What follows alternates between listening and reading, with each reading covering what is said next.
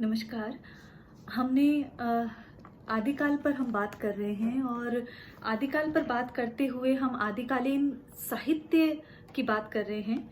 देखिए, आदिकालीन साहित्य की बात करते हुए हमें ये ध्यान रखना होगा, हमने जैसा कि पहले की कालांशों में देखा कि जो आदिकाल है उसकी जो भाषाएं जो व्यवहृत रही है उसमें संस्कृत, अपभ्रंश और जो जनभाषा जो हिंदी के समीप पहुंचती है, जिसे हम प्रारंभिक हिंदी कहते हैं, ये भाषाएं वहां पर प्रयोग में रही हैं, वहां व्यवहृत रही है।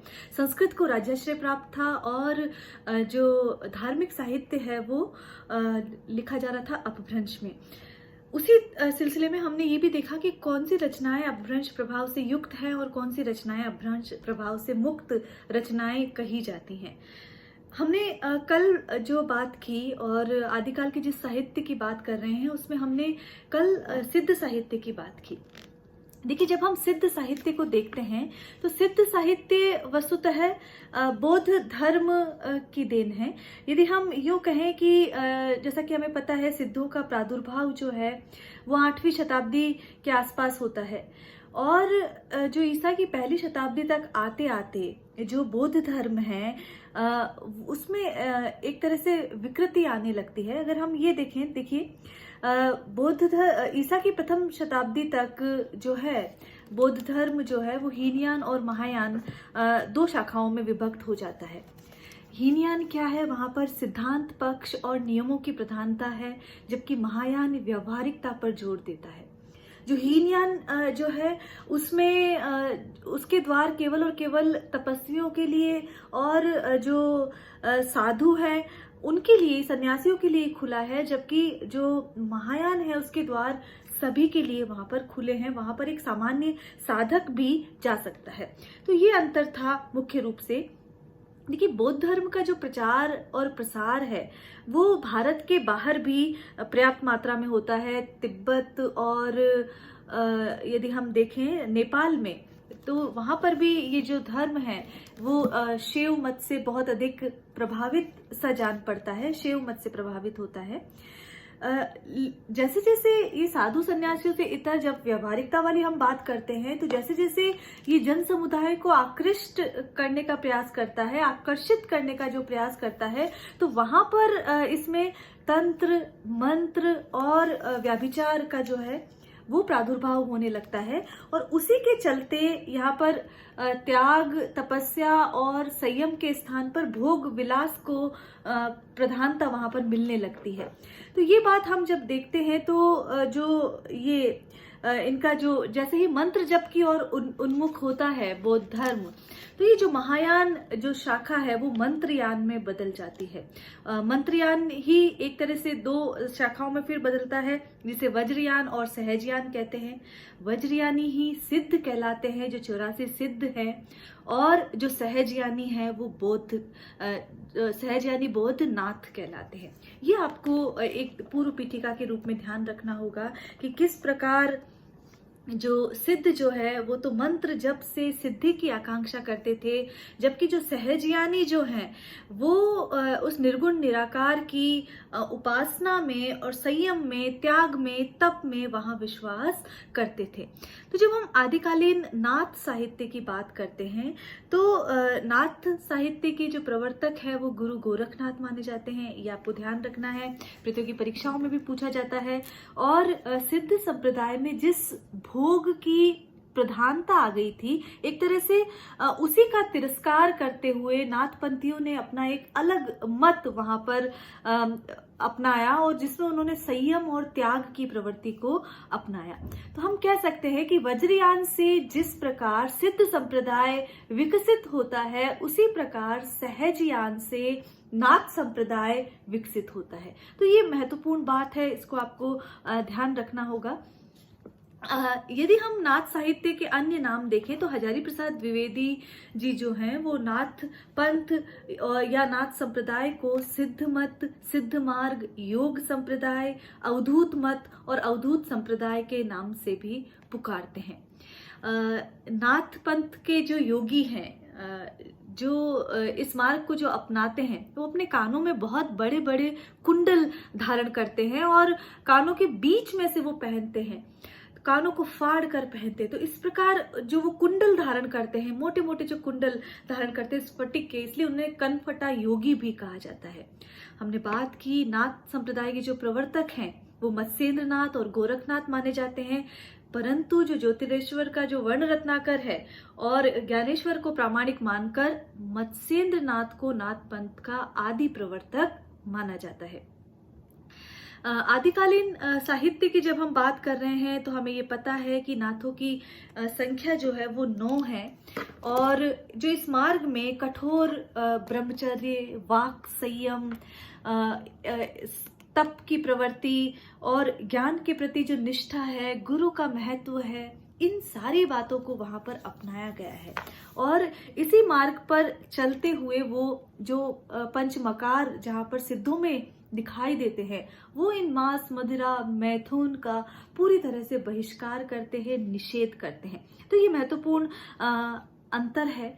देखिए, नाथ पंथ चूंकि तपस्या से संबंधित है और सहज यानी है वो, तो नाथ साहित्य में कुंडलिनी योग और उससे जुड़े यदि हम पारिभाषिक शब्दों को देखें तो वो बहुत अधिक मिलेंगे, उनकी प्रधानता वहां पर दिखाई देती है। अनहद नाथ की जिक्र होगी, 8 जो चक्र है उनका वहां पर बोध होगा, ईड़ा, पिंगला, सुषुम्न नाड़ियों का वहां जिक्र होगा। तो इस प्रकार जो षट चक्र है और इन सारी जो ये शब्द है, पारिभाषिक शब्द है, ये अष्ट मार्ग से संबंधित, ब्रह्मरंध्र से संबंधित, तो वो सारा उल्लेख यहाँ पर किया जाएगा और नाथ साहित्य में ये बार बार ये पारिभाषिक शब्दावली मिलती है।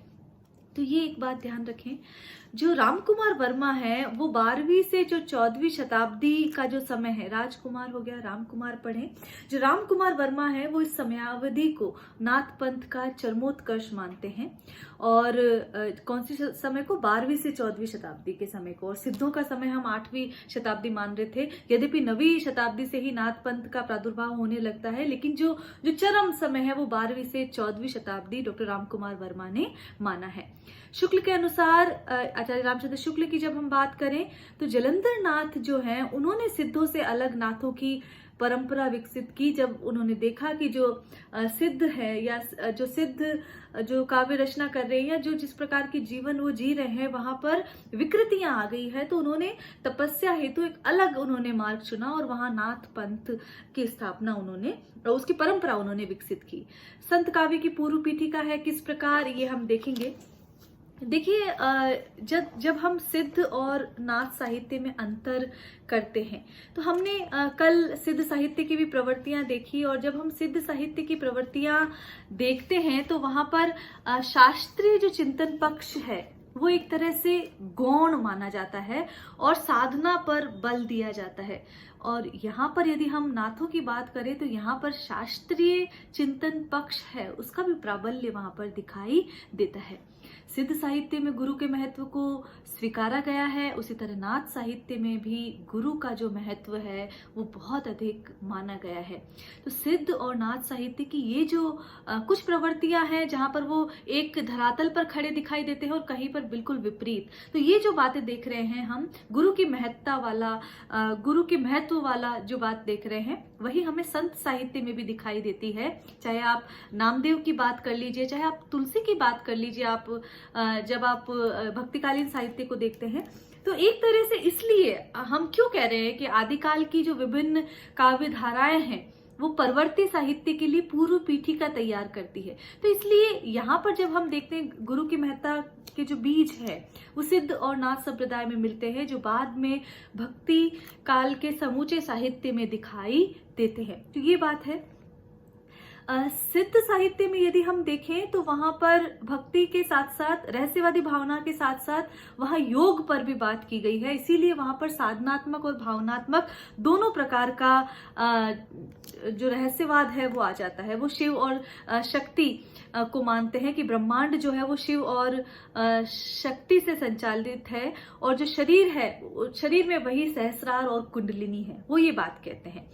तो लेकिन नाथ संप्रदाय जो है वो केवल भावनात्मक रहस्यवाद की वहां जगह नहीं है नाथ संप्रदाय में, और वो साधनात्मक रहस्यवाद की अधिक बात करते हैं और हठ योग की बात अधिक करते हैं। तो ये मुख्य अंतर है। दोनों ही जो संप्रदाय है, चाहे सिद्ध संप्रदाय हो और नाथ संप्रदाय जो है, वो देवताओं के प्रति अनास्था व्यक्त वहां पर करते हैं। ब्राह्मणवाद के प्रति अवज्ञा, ये जो है धर्म के जो विकृतियां है उस पर कुठाराघात, ये सिद्ध और नाथ दोनों संप्रदाय में मिलता है। सिद्धों में चमत्कार प्रदर्शन की जो भावना है उनके साहित्य में वो अधिक मिलती है। सिद्ध नारी भोग में विश्वास करते हैं। पंचमकार की हमने बात की तो उसमें एक मैथुन भी है, तो वहां पर वो नारी भोग में विश्वास करते हैं, जबकि जो नाथपंथी है वो माया कहकर स्त्री का त्याग करने की वो बात कहते हैं, उससे दूर रहने की बात कहते हैं। और यही बात बाद में परवर्ती जो है संत साहित्य में भी हमें ये दिखाई देती है। तो नाथपंथी नारी भोग के विरोधी थे। नाथपंथी इंद्रिय निग्रह में विश्वास करते थे, तपश्चर्या में विश्वास करते थे, इसलिए वो नारी भोग के विरोधी नजर आते हैं। गोरखनाथ जो कि नाथों में सर्वश्रेष्ठ माने जाते हैं, तो गोरखनाथ ने पतंजलि के उच्च लक्ष्य ईश्वर प्राप्ति को लेकर हठ योग का प्रवर्तन किया। ये हठ योग का प्रवर्तन करने का श्रेय गोरखनाथ को जाता है। नाथ ईश्वर को शून्य रूप में मानते हैं, अनीश्वरवादी हैं। तो नाथ ईश्वर को शून्य रूप में मानते हैं, जिसे वे क्या कहकर संबोधित करते हैं, अलख निरंजन, ये कहकर वो संबोधित करते हैं। तो ये मुख्य अंतर है। यदि हम सिद्धों की देखें, बात करें, तो वो मुक्ति या निर्माण की तुलना में सिद्धियों को प्राप्त करने पर बल देते हैं, जबकि जो नाथ जो है वो आत्मिक उत्थान पर बल देते हैं, वो हठ योग से सब कुछ प्राप्त करना चाहते हैं। तो ये एक बहुत बड़ा अंतर सिद्धों और नाथ संप्रदाय में देखते हैं हम, और इसी आधार पर इनकी प्रवृत्तियां भी मानी जाती है। 9 नाथ माने गए हैं, सिद्ध 84 माने गए हैं, ये भी एक में अंतर है। और जो हजारी प्रसाद द्विवेदी हैं वो 9 नाथों का नाम इस प्रकार देते हैं, जिसमें मत्स्येंद्र नाथ, गहनी नाथ, ज्वालेंद्र नाथ, कर्णिपा नाथ, नागनाथ, चरपट नाथ, रेवानाथ, भर्तरी नाथ और गोपीचंद्र नाथ। ये 9 नाथ हैं। आपको इन 9 नाथों के नाम याद होने चाहिए, क्योंकि कई बार जो विकल्पों में ये बात इस तरह पूछ ली जाती है कि निम्न में से नाथ कौन नहीं है या कौन है, तो ये प्रश्न इस तरह पूछा जाता है। देखिए, ये सूची है, हम बार बार गोरखनाथ का नाम ले रहे हैं। आप इस सूची में जब देख रहे हैं तो वहां गोरखनाथ का नाम नहीं मिलता है। तो गोरखपंथी ये मानते हैं कि जो गोरखनाथ हैं वे ही अलग अलग समय में अलग अलग नामों से अवतरित हुए, इसलिए उनका नाम वहां पर नहीं लिखा गया है। हजारी प्रसाद द्विवेदी जब गोरखनाथ की बात करते हैं तो वो ये भी कहते हैं कि गोरखनाथ जो है अपने युग के, अपने समय के महान धर्म नेता थे।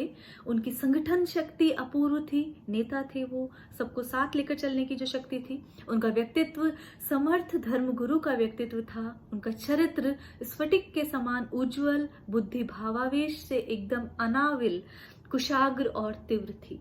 ये हजारी प्रसाद द्विवेदी जी का उद्धरण है और गोरखनाथ के लिए उद्धरण है। तो जो गोरखनाथ है वो अक्खड़ और फक्कड़ एक तरह से नाथ वहां पर माने जाते हैं, जिन्होंने जो धार्मिक आडंबर और रूढ़ियों पर भी चोट की थी, प्रहार की थी। इसलिए जो है जो नाथ संप्रदाय और सिद्ध संप्रदाय की भी यदि हम बात करें तो एक प्रवृत्ति ये है कि वो बाह्याडंबरों पर चोट करते हैं, प्रहार करते हैं। और शायद नाथ संप्रदाय की बात यदि हम ये करें तो रूढ़ियों से वो दूर रहते हैं और इस तरह का आघात वहां पर चोट करते हैं। इसीलिए जो है भक्ति और प्रेम से जो भाव है, कोमल भाव है, उससे वे निरंतर पृथक रहे। देखिए, जो नाथ साहित्य है वो शुष्क माना जाता है, वो नीरस माना जाता है, और वो प्रेम से दूर रहने के कारण, भावनात्मक पक्ष से दूर रहने के कारण शायद ये एक बड़ा कारण है कि उसे नीरस माना जाता है। देखिए, गोरखनाथ की जब हम बात करते हैं तो यूं तो उनके 40 ग्रंथ माने जाते हैं, लेकिन जो डॉक्टर पीताम्बर दत्त बड़थवाल हैं, उन्होंने उनकी केवल 14 रचनाएं मानी है जो प्रामाणिक है, और उनकी रचनाओं का संकलन जो डॉक्टर पीताम्बर दत्त बड़थवाल है उन्होंने गोरखबानी के रूप में किया है। यदि हम उनकी कुछ पंक्तियों को देखें तो देखिए, एक उदाहरण, 9 लख पाती आगे नाचे, पीछे सहज अखाड़ा। सहज यानी नाथ संप्रदाय के लोग हैं, आप इस तरह भी पहचान सकते हैं। ऐसे मन ले जोगी खेले तब अंतरी बसे भंडारा, जो आनंद की प्राप्ति है उसकी बात यहाँ पर कह रहे हैं। तो सहजयान की बात यहाँ पर आ गई है। ये गोरखनाथ का पद है, ये आप ध्यान रखें।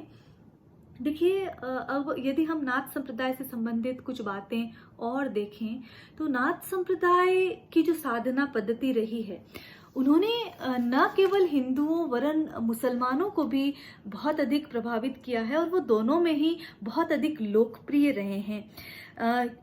बहुत से मुसलमान जो हिंदुओं की ही भांति जो निम्न श्रेणी के थे वो भी नाथ पंथ में आए। तो इस प्रकार इसके द्वार जो है वो सभी के लिए खुले थे, और वो गेरुए वस्त्र पहनकर नाथ पंथी कहलाए। तो ये एक महत्वपूर्ण बात है।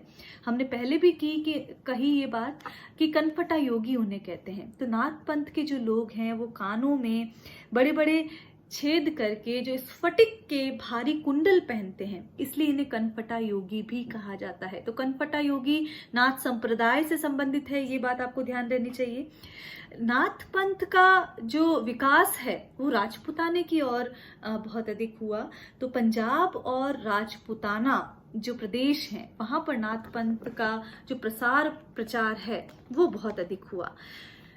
यदि सिद्धों की भाषा संध्या भाषा कहलाती है तो नाथ पंथियों की भाषा सदुकड़ी भाषा कहलाती है, और यही सदुकड़ी भाषा बाद में संत साहित्य में भी दिखाई देती है, उसका प्रयोग वहां पर भी किया जाता है। हमने सिद्ध साहित्य और नाथ साहित्य का अंतर देखा।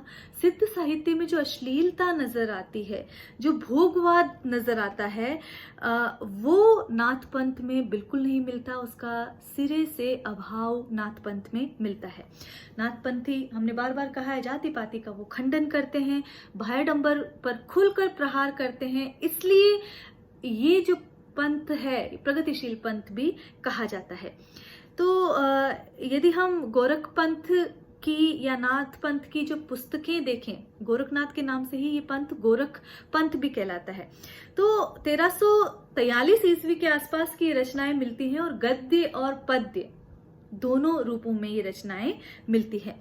तो यदि हम इसकी महत्ता देखें नाथ संप्रदाय की, तो परवर्ती जो भक्तिकालीन साहित्य है उसको ये बहुत अधिक रूप में प्रभावित करता है। हमने कबीर की बात की, तो जहाँ पर गुरु की महत्ता की बात है, नारी निंदा की बात है, जीव को चेताने की बात है, इंद्रिय निग्रह की बात है, और बहुत महत्वपूर्ण बात उलट बांसियों की जहां बात है, वहां पर कबीर नाथ पंथ का आश्रय लेते हैं। कबीर जब रहस्यवाद, भावनात्मक रहस्यवाद की बात करते हैं, दुल्हन गावहु मंगलाचार, तो वहां साधनात्मक रहस्यवाद की बात करते हैं।